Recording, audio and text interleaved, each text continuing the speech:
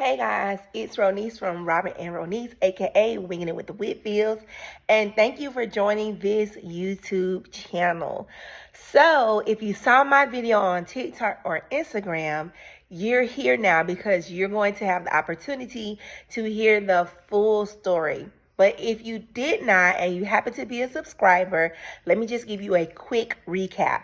So I would say early May, I was driving for dollars, came across a home, and it had a for sale sign in the window.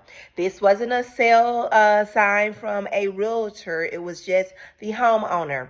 I reached out and the homeowner said, wow, that was fast. I only had that sign out for 2 days. And if you go back to one of my TikTok videos, you'll see the home that I'm referencing. With that, at that time, they weren't ready to sell immediately. They had to go through a couple of insurance claims before they could sell the home, and they had to address a reverse mortgage. Time to time, I would say I wouldn't let more than 2 weeks go past in that first interaction without me reaching out. I know that at one point they said they were going to have to figure out what to do because there was a fire in the home. I also suggested that they could use my general contractor to help them find different resources that they would need and different quotes. She said that they had someone in their family who did those things, and so that was that. I did not want to pester them back to back to back. So instead of me reaching out every 2 weeks, I let a couple weeks, more than 2 weeks, go past. Well, fast forward, it's now mid-July, and I rode past the home, and guess what? I saw so much stuff on the lawn, and there were 3 people outside, including the neighbor, maybe 4. And I said, I know you freaking lying. Maybe this is the family. I don't know what's going on. So I said, you know what? I'm going to park and I'm going to get out and ask. Got out, start walking towards the house. And so a guy said, are you interested in buying a house or renting a house? And I said, no, I was trying to buy this house right here. And he said, oh, I'm sorry. I already bought it.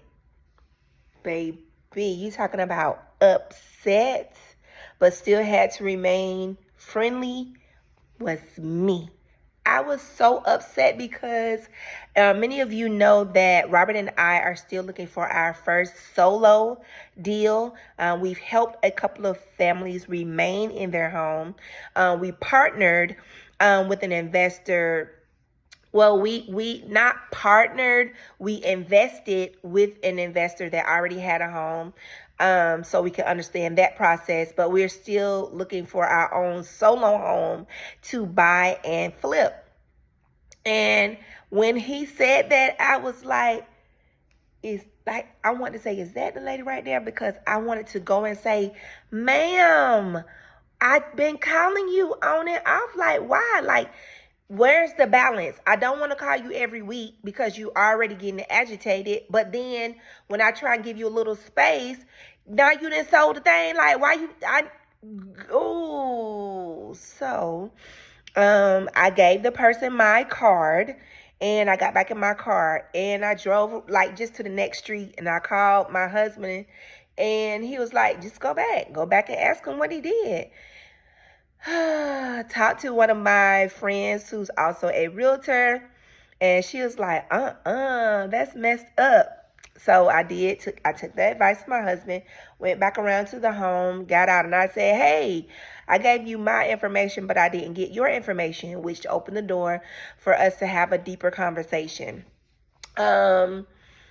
I asked, but he kind of skimmed over it and started another conversation. How much did he get the house for? Simply because I wanted to know if what I would have offered for the home was less than what they offered, or if they would have gotten more money if they would have went with me.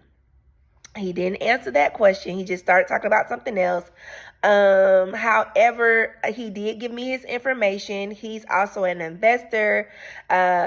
He said that he's part of like a group, and they group in different states, and said that his wife is a broker, and we talked about all kind of stuff. He's in Fort Worth, but this particular home was in Grand Prairie, and it's just like, oh, like you right in my backyard, taking pretty much like this was supposed to be mine.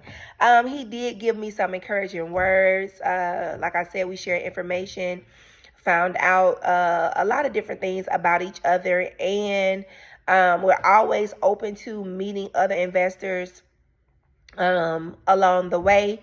There's opportunity sometimes for a JV or a joint venture project together, and always open to learning from different perspectives. So yeah, just to let you guys know who are following us, it's been very, very much crazy. I know that once the school year starts, because many of you know that I'm in education, I do not have the freedom as I would over the summer. And so it's just been a long time coming. I want you guys to continue to follow this journey. Be sure you subscribe. Be sure you hit the bell so that you know when we come on and do another video. And any questions that you have, feel free to ask. All right, I'm probably going to make 2 or 3 more videos, so watch those too.